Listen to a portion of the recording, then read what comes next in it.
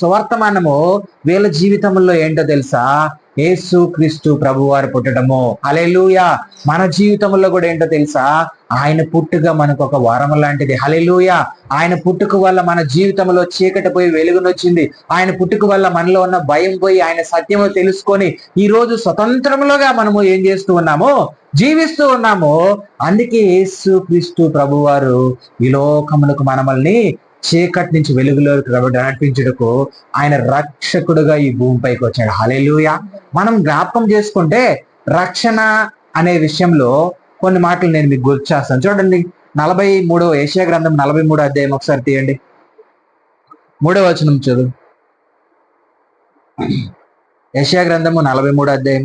యెహోవానగు నేను నీకు దేవుడను, ఇశ్రాయేలు పరిశుద్ధ దేవుడనైన నేనే నిన్ను